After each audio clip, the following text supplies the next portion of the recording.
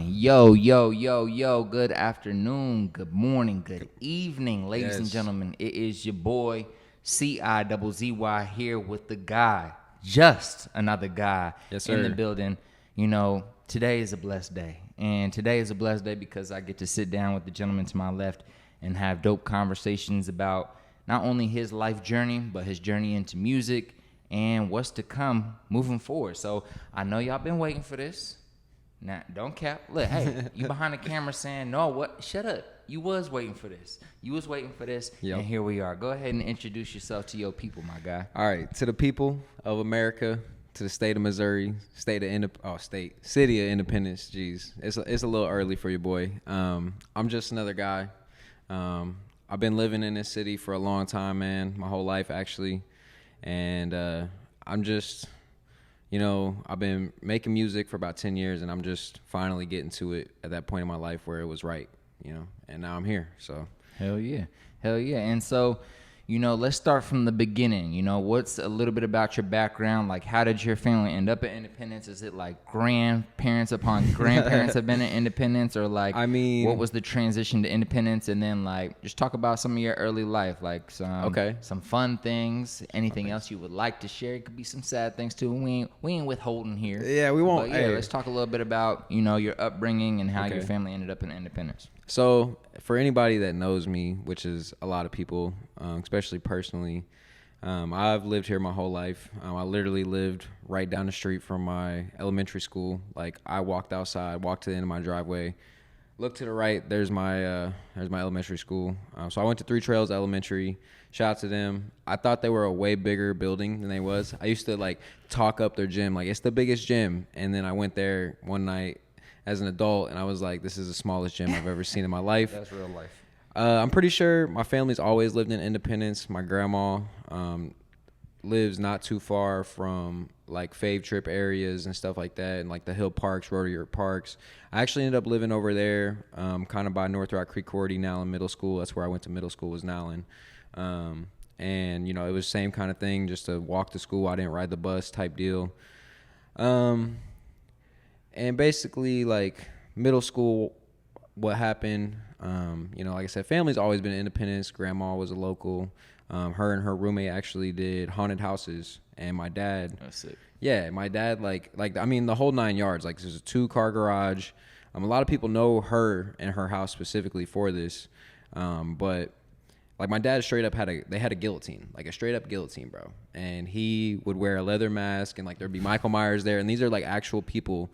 And it was all funded by like my grandma and her roommate. They just loved that type of thing. Yeah, for the community. Yeah, and they were straight up cutting mannequins' heads off, bro. That's crazy. I'm not gonna cap with you. And see, like, I grew up with like horror movies and stuff, so like it wasn't. I was the kid that was like, all the other kids are crying and scared. I'm just like, He's like, it's just another like the guy's like, that ain't even scary. It's just another Halloween for me, man. But either way, like in middle school, I met a guy. We don't have to disclose any names or anything, but after my real mother passed and then my stepmom passed in a year from each other, literally like the night of my stepmom passing away, I was arguing with her about going and hanging out with this guy. He was kind of like the bad influence is what she looked at. I was a nerdy kid, but like I was just smart. You know what I mean? Like I fit in everywhere. I never judged anybody. I was always in every friend group. I was just that guy, just another guy. That's kind of where this all came from. But basically, like, I just had an argument with her of like, I want to go over there. She did not like him at all. Like, literally, when I got my biological mom's Social Security money sitting on $1,000, like 11, 12 years old in my dresser, and she stole it or like moved it and acted like he stole it so I wouldn't hang out with him. So we were her arguing, and like my house was full of arguments. Just that's their relationship, and that's how it was. And literally, like, I just wanted to go over and spend spring break with him. So, and she said no. My dad really just kind of wasn't into it. And all said and done, I walked past her in the morning, didn't say a word to her. And literally like an hour before getting released from spring break, my grandma was in the office crying, and she passed away. She had an aneurysm. And the year before that, last day of last day of school, 6th grade, going into, summer vacation. I get home, and my stepmom told me my real mom passed away. And she lived in Utah, so I hadn't seen her since I was 5 when I saved her life, actually. She overdosed, and I was just a little kid, kindergarten, didn't know shit. I picked up the phone, called 911, and while I was on the phone with 911, the phone's beeping. I just pressed the button. My dad was on the other side of the line. And that's just the type of stuff that's happened in my life, man. Very traumatic stuff at a young age, but I'm glad it happened young, honestly, because if I was an adult and that stuff happened, because I see my ex's father pass away from cancer and stuff, like was with him his last day and stuff, and it's hard to lose somebody as an adult, Like you have a lot more memories and stuff. Either way, you can process it a little bit differently. You definitely, like, when you're young, it's easier to shut stuff out and not have to think about it, but then it does hit harder once you mature. Yeah. Because then you're like, you think back on what little memories you do have, and then you're like searching for videos and voices, and it's crazy, man. Life's crazy. But on the good side of things, I became a little bad kid. I became the guy I am today, and then one day I started freestyling in my room. And this is where it all started, about like 10, 13 years ago, give or take. I don't really know the day, or I don't have like a picture or video from of the exact day. The first freestyle. Do you remember like who you used to freestyle with, like back then, like definitely. when you were in cars or when you were at the lunch table? Like, I think anybody who like starts to rap definitely has like a background of two things. Number one, the beginning of what you shared, which unfortunately is typically some traumatic experiences, a lot of pain. That's really with a lot of musical artists, and they find their outlet in music, being able to tell their story, letting out their emotions through their music to kind of share with the world is their version of therapy, And so I think one thing that all artists have in common is that. The other thing a lot of artists have in common is the early memories of when they first started making music, or like, if it's a guitar player, I used to play guitar with my little 6th grade girlfriend in our bedroom or something like that. Or if it's rapping, we used to make beats on the table at the lunch table, and I had this fire-ass bar. My friend told me I was fire, and from that moment on, I knew it was it. So what was that for you? Like, what was that moment where you were like, oh, shit, I'm actually okay at this? So it all comes back to that same guy. Mm-hmm. Like I said, he brought me into a different lifestyle. We used to do a lot of bad stuff, and we'd walk around at night, in just the city. I mean, everywhere. Going to girls' house, morning, like finessing them to let us in, so we could like, chill, make out, all that stuff, like just like middle school stuff, like middle school, high school debauchery. Yes, yes. And I mean, it only got worse throughout the years, but so we would just walk around and we would just play around, man. We would, like, I remember one of the like first things that come to my head, because it was just so ironic, is I really liked the color blue and purple. The girl I was dating at the time, it was like our thing. It was like our blue and purple thing. And so we made a remix to Black and Yellow. Blue and purple, blue and, and what's crazy is D Pride, an artist that we kind of used to listen to, he made that same song. Oh, wow. And that was, but it was a popular thing. Everybody, they made a red and yellow for Kansas City. I do kind of remember so that, it was just a little era, but it was so crazy that we had that idea and then somebody else had that idea. But it was obviously, ours was different. And even on stuff like that, bro, I'd love to go touch back up on that. My first song that I ever made was off a Logitech webcam. I used the audio from the webcam. I've always been a little tech savvy guy. But I used the audio from the webcam, uploaded a picture from our webcam. One thing I loved about that webcam was I could turn all the lights off my room, and the desktop monitor was so bright it would just shine in my face, and it would give me good lighting. Good lighting, bro. Like eyes all blue and just looking all pretty, smile, the teeth all white. So I uploaded a song I wrote to Ambition by Wale. That was my first ever recorded song, and then then it just became like I was telling you earlier, just freestyles all over the place. I don't even want to talk about it because I don't even want them ever to surface the internet. But if they do, forgive me. I was young, and that's all I got to say. Having fun. You was developing. I was a young adolescent kid, teenager, running off of hormones, testosterone, and a lot of marijuana and alcohol for a young age. For real. I mean, I literally I'm in the process of making a song called Dad's Basement, because every weekend, if anybody knows, they know about Bros and they know about Dad's Basement. And we kicked it. I mean, we had parties. I remember in 8th grade, I literally hired a DJ. And That's hilarious. yeah, and it was like 15 people in the basement, but it worked out. But it felt like 60 people in the basement. It was lit. I mean, my dad had the DJ play some country. He's over here slow dancing with the girls, lit. I mean, people's parents were dropping their kids off, like, we're dropping them off here. Like this dude's dad is drunk. Like, he's lit right now. God bless my dad's soul. He's a good man. He actually doesn't drink anymore. He's a firm believer in marijuana. It's so ironic, because anybody that knows my dad he'd walk in the room, fucking buttheads, you know, like, just, you making my house stink. And now that's all his house smells like. It's beautiful. It's amazing. I sit there and smoke with him. And he drinks non-alcoholic beer. It's crazy. Hey, that's the how transition out of it. That's how you know it's like just a habit thing. Yeah, you know, he loves absolutely. the taste. It's like, it's not even the alcohol part. It's like coffee, bro. Like some people will find a version of coffee or some taste that's similar to coffee, and then they'll stop drinking coffee. Not that coffee's like a horrible thing, but it's just like you find your taste, you find something you like, and then you want to commit to it forever, and then you got to find alternates once that starts not being a healthy option for you anymore. That's very ironic that you mentioned that, because that's me and caffeine. I recently adjusted my sleep schedule, not by choice. It just happened, which it happened for the better. You know, I believe in everything happens for a reason, but I got a brand new bed. I started living full time where I'm living, and they're morning people, and I just adjusted to their schedule. Now I wake up about 6:30, 7 o'clock every morning, no alarm, just wake up. I don't need a cup of coffee. I mean, right now I'm drinking on some Sprite and some Jaeger. Not even gonna lie to you, but it's just calming my nerves for this, which honestly I already feel comfortable. I don't even need that.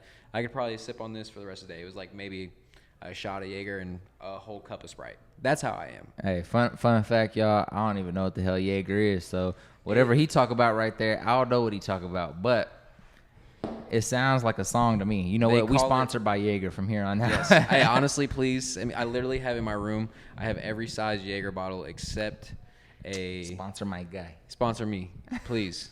Some people call this deer blood. Because like it's got deer blood. It's technically, from what I've understand from the history, this used to actually have deer blood in it. That's why it has a deer on it. Also, this was a German medicine. It even kind of says that this is a German liquor. And what's funny is my uncle, he's only drank it twice. He's had a Jaeger bomb for the second time, and the first time it was with my other uncle that I mentioned in one of my songs. He likes Jaeger, and he got my Uncle Pat to take a sip or whatever, take a shot, and he said, you know, it's disgusting. He's like, it must be in your blood, bro. And honestly, this is why I love Jaeger. For one, it tastes like black licorice. I hate black licorice, but I love candy. So I'll mix it with something like Sprite, energy drinks. Yeah. So like I said, I don't do caffeine, but if it's mixed with the downer, it evens it out. And then like I'm one of those guys that like I don't care about what you say. I will have a mixed drink, because for one, you won't know I have a mixed drink. You know what I mean? And two, it'll taste so delicious. You're just gonna be like, okay, you know, I might as well be a bartender. Hey, not only do y'all need to sponsor him, but y'all need him to be a bartender at some of your guys' networking events. Exactly. Give him a little extra cash. I'll make you the best and then drinks. he'll perform. He's a three talent guy. A 3-talent guy. I like to call it a jack of all trades. A jack of all trades. And fuck Jack Daniels, because, you know, Jaeger all the way. You dig what I'm saying? I fucks with Jack, too. Shout out to Mike, a.k.a. Mike Stud.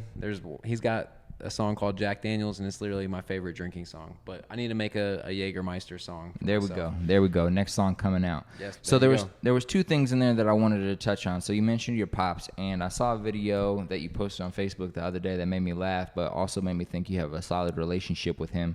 Okay. And so it was a video you pulled up, a package. I think there was a package that was delivered to him or something like that. No, it was delivered to me. It was actually Playboy stuff. It was one of my Playboy drops. And so you pull up, and then you like make some funny jokes, and you're like, "See you later." And then I was like, you know, like that's nice, that's sweet. So like, talk a little bit. You don't have to go super in depth if you want to, but share a little bit about your relationship with your pops and how that's been able to develop over the years, and maybe if there's any influence between your music and your relationship with him or the past with him. So when it comes to like the family side of things, my dad, like I said, anybody that knows my dad knows down deep he's a good guy. He's got anger issues, he can yell, but you know, that was him when he was more like drunk all the time and stuff. But honestly, like I grew up with it, so I didn't realize it. Like as an adult, I was like, oh snaps, we was driving around that little S10 truck, and mans was sipping. You know what I mean? Like he got his truck stolen at 3 a.m. at a gas station for leaving the keys in there. Just go get a little half pint or a pint or something of vodka in 3 a.m. Like disgusting for one. I hate vodka, but either way. Had a really good, solid relationship. That was like the best friend dad. You know, obviously when him and my stepmom would argue, because him and my mom never got married. That's why legally I have 2 last names. You know, they just wasn't meant for each other. But like, I don't know exactly how that all worked out. I wasn't there for that part of it.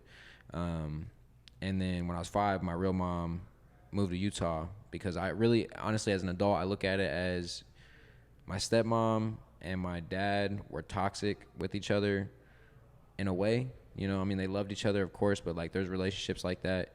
And my mom just felt like, you know, she had a lot of mental stuff going on. She was in and out of mental hospitals. Allegedly, you know, it's all from like brain damage, but I don't know. I wasn't there again. You know, it's not like I got to really know her, but about like 5 or 6, that's when she left. I seen her one more time before she passed away. But even when she came out and see me from Utah, which was an amazing night, she it was about Christmas time. She brought me the DVD box thing of like The Dark Knight. I hadn't seen it yet. It had the little Two-Face coin. I had it forever, finally lost it. So salty about it. Either way, my stepmom and my dad argued that night, and it was sad, man. You know, like my real mom, I haven't seen her forever, and then she has to endure all this. But she slept on the couch in the living room, and I sat there and slept on the floor. Well, I didn't really sleep on the floor. I just watched the whole movie on the floor, and that's a long movie. I mean, she sleeps slumped on the couch, bro, and I'm just over here like watching the Joker blow up hospitals, and you know, Harvey Dent get like half his face burnt off, and I'm just like, this is the best movie in ever. the night. Yes, and it's so funny. In one of my songs, I'm like. Something about The Dark Knight, and then I'm like, where are they? Like, and I do the whole Batman voice, and it was just, that's what I love about the studio, man. It's just, you can have so much fun in there. But Absolutely. so the dad thing, really, he's a solid guy. I get part of my work ethic from him. I didn't have it all the time, but I got it recently from him. He's a painter, drywaller, owned his own business for years. You know, he's dealt with some health issues, you know, from the drinking, survived cancer, you know, and more in like my adulthood. We don't really know what's going on with her right now, but like that's not my thing to speak on. But I just know that no matter what, I got his back. Hell yeah. And whatever he chooses, you know, he's a good That's what I guy. like to hear. We've had our rough patches. I mean, we've literally fought outside my grandma's house, and luckily my grandma didn't see it. And I ain't gonna lie, it was the first time he embarrassed me in front of my friends. It was all because I stole the blue car. Anybody knows about the blue car? It was my car. Nice little 93 Oldsmobile Cutlass Supreme. I had cops call it the grandma car. But either way, I stole it to go see some friends. Hadn't seen him for a few days. He's lit, pulls up on me in this church parking lot, wrestles me, embarrasses me. And I'm like, you know, when we get home, I'm putting on the gloves. Like, this is wild for you to say that. Anybody that is scared of their dad, don't be, until he beats you up. But either way, I gave him a little 3-piece combo that I've never done in my life. Like, it's just one of them fight or flight risk thing, you know, or whatever. And I hit him with 1, 2. He fell to his knees, and I hit him with a knee in like maybe 3 seconds. All my friends were like amazed. They're like, what has just happened? He gets up. He's like, blah, blah, blah, blah, you know, don't come home. Well, I came home. When I get home, he looked me dead in my face and said, yeah, you got me good. But it's like, he got me good too. Like, he wrestled me. Like, he's a strong man. Like, cause one time he did punch me in the face, and he made me bleed like instantly. One hit, it hurt so bad. He knew where to punch too, right in the nose, right on the side of the nose. But yeah, he's a good guy, man. At the end of the day, I love him. He knows that. He don't say it all the time. He's one of those guys, like, we don't have those like conversations, but like when it's serious, he knows. Like, he said it like a few times in the like past 5 years. But what really hit me, man, is like past 5 years, I've also been working. You know, I've had attendance issues in high school, attendance issues when it came to my first job, even attendance issues when it came to my last job that I got let go from health reasons, which was something that's never happened in my life. Never been not qualified to work somewhere. But he finally told me like a few months ago, because I came manager at the job I was working at, and I was doing real good, man. And you know, I've been doing real good, honestly. Like, and he was just like, you know, I'm proud of you. He's like, don't go back, you know, like, don't go back. And I've even talked to friends' dads, like close friends' dads that like me and those, that friend had a fallout. We fought all the time. We, crazy Facebook stuff. Like his dad looked at me when I apologized to him face to face, about everything that I said in the past out of anger and, just crazy teenage hormones, and all the alcohol involved and whatnot. And he literally looked me dead in the face, man. I think he's either about to punch me or, cuss me out. And he says, man, I'm just glad to see you're alive, man, and breathing, standing right here in front of me. And like, that's how I feel about anybody now. Like I've seen friends that same guy that basically brought me into this whole life of who I am and kind of helped mold me into the guy I am today, the guy that I'd walk around making freestyles with. I seen him and his baby mama at Walmart, and the girl I'm with and her brother, they're there, and we're at self-checkout, catty corner to each other, and I didn't say a word. Like, I wanted to. I had so many emotions. I wanted to hug him. I wanted to fight him because of the fallout we had. And I looked at her, and she's got kind of a good head on her shoulders. And I was just like, what do I do? This is like, she didn't know the situation or the context of the situation. I just asked her, what should I do? This is my best friend. I fell out with him. And they're right there. They're like, not even like this, so they can probably hear me. I don't talk quiet. And she just like, let it go. And I let it go, let him walk away. But, like, that's the feeling I had. I was like, I'm glad to see them healthy. It was ironic that he had a man bun because he would always talk crap on mine when I had one. And, yeah, a little interruption. Thanks, guy. How's it going? That's okay. But, yeah, either way, man, I talk a lot. I got, like I said, I'm an Energizer battery on 1,000%. My brain works at 1,000 miles per hour. And my mouth can talk up to 150. So, hey, but that's all good. Yeah, this is wild, man. I love this. No, hey, what's up, everybody? What's up? Hey. First time interviews, making it Just happen. Pop my cherry. Is it? What's up? Are y'all good to have like 1 second? They said they have an appointment booked in here at 10. At 10? Were y'all going till 10? Yeah, it's probably if he booked it for 1 hour. Yeah, 9 to 10. Is it 1 hour slot? We just started a little late. Yeah. Okay, sounds good. Do they mind if it's 5 minutes? All right, sounds good. Thank you, man. I appreciate it. Can we keep that in there, honestly? Like, we're going to keep that in there. We're going to that. keep it in there. And we started a little late. I was a little late, like 5-10 minutes late. It's all good. We're going to make a part interviews. Two. Hey, I we're going love to make a part 2 because we're going to do what we got to do. Yes, sir. Hey, man, pull up to the studio if you got some time later. Make the full interview happen. Yes, but let's touch on 2 things before we get kicked out of here. Yes, sir. Hey, this ain't the first time we've been kicked out of Hey, situations.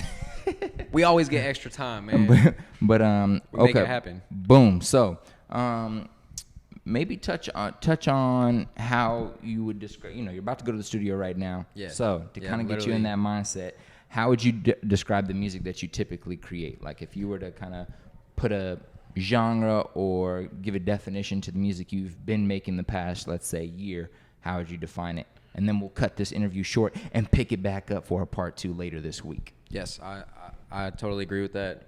Next Saturday, same time?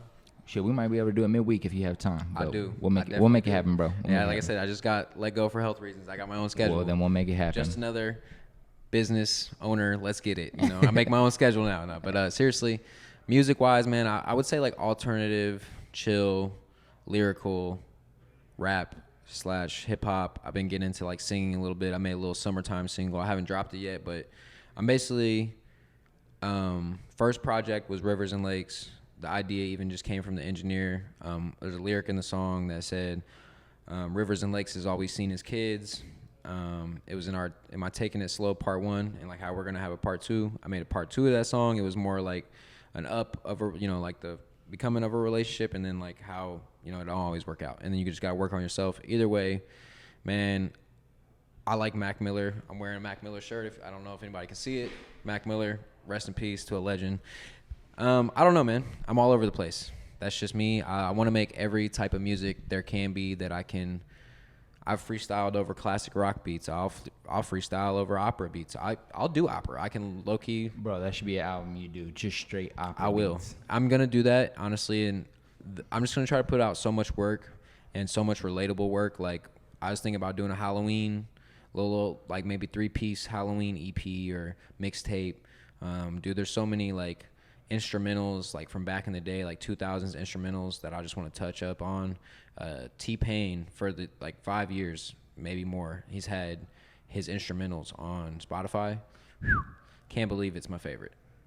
That is crazy. It's Now literally I gotta go listen to that. It's awesome. You make your own little T-Pain songs.